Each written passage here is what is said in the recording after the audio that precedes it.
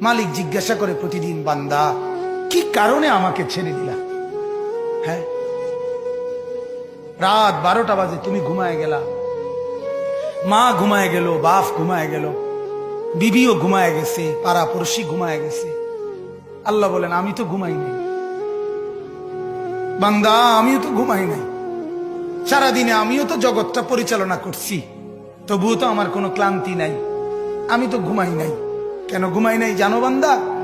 রাতের 2টা বাজে যদি তোমার পেশাব করতে হয়, রাতের 3টা বাজে যদি তোমার দরজা খুলতে হয়, তখন যদি তোমাকে উঠতে হয়, আর আমি যদি ঘুমায় যাই বান্দা, তোমারে চোখ মেলে দিবে কে?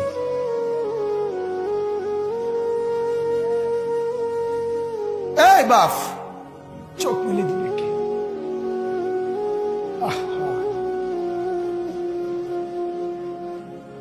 আল্লাহ আমাদেরকে মাফ করে। কোরআনুল কারীমের মধ্যে আল্লাহ তাআলা বলছে ওয়াহুয়াল্লাযী ইয়াতাওয়াফাকুম বিল-লাইল। কোরআনে আল্লাহ বলে, বান্দা শোনো, প্রত্যেকটা মানুষকে রাত গভীরে যে ঘুম আমি দেই, সেটা ঘুম না, আমি ওয়াফাত দেই, আমি মূলত মৃত্যু দিয়ে দেই। আবার আমি দয়া করে একটা নির্দিষ্ট সময় পরে চূড়ান্ত মৃত্যু দেব বলে আমি আবার সেই হায়াত সকালবেলা যখন জাগতে শুরু হয় তখন আমি ফিরাই দেয় আল্লাহ। এমনও মানুষ আছে পৃথিবীতে, রাত্রিবেলা ঘুমাইছিল ভালো মানুষ, সকালবেলা আর জাগে নাই। আমার একজন দূরসম্পর্কীয় চাচা আছে, প্রফেসর ছিলেন, ভালো মানুষ ছিলেন, রাত্রিবেলা জলজ্জান্ত মানুষ ঘুমাইছে, সকালবেলা আর দরজা খুলে দেখছে ওই মানুষটা জীবিত ছিল না, মারা গেছে। হতে পারে না? হতে পারে কিনা বলেন না?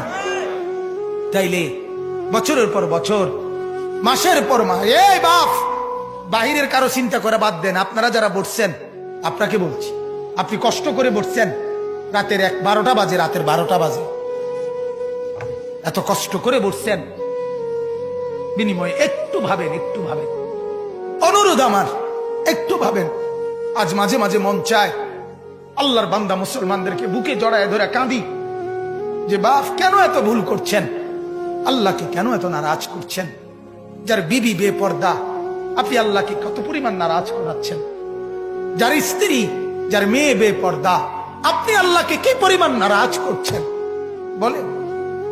এক কুকুর মরলে, লাশ ফেলে রাখলে যেই দুর্গন্ধ ছড়ায়, সেই দুর্গন্ধে অল্প কিছু মানুষের কষ্ট হয় কিছুক্ষণ, কিন্তু এক নারী বেপর্দা হাঁটলে যে যুবকগুলোর চরিত্র নষ্ট হয়, সেই নারী এক মরা লাশওয়ালা কুত্তার চাইতে বেশি দুর্গন্ধ ছড়ায়। কুকুরের দুর্গন্ধ এত বেশি ছড়ায় না, বেপর্দা নারীর দুর্গন্ধ যে পরিমাণ ছড়ায়। সে তো শত শত যুবক তার চরিত্র শেষ করে দিছে। এই সিনেমার নায়িকা নর্তকীরা উলঙ্গ আর ছবি আর বিবস্ত্র ছবি আর নাচ গানের এই ফুর্তি দেখিয়ে এরা হাজারো যুবকের চরিত্র গঠন করে না নষ্ট করে? কথা বলেন না কেন? এজন্য আমার শায়েখ আল্লামা মুফতি মুশতাকুন নবী সাহেব বলে, হাজারো মানুষের জীবন নষ্ট করে যে, এজন্য তার জীবনে কখনো সুখ ধরা দেয় না। এজন্য এই পৃথিবীর জরিফ এটা, আপনি জরিফ চালায় দেখেন, যত সিনেমার নায়ক নায়িকা, এদের জীবনের মতো দুঃখী জীবন, ব্যক্তি জীবনের মতো কষ্টের জীবন আর কারো নাই।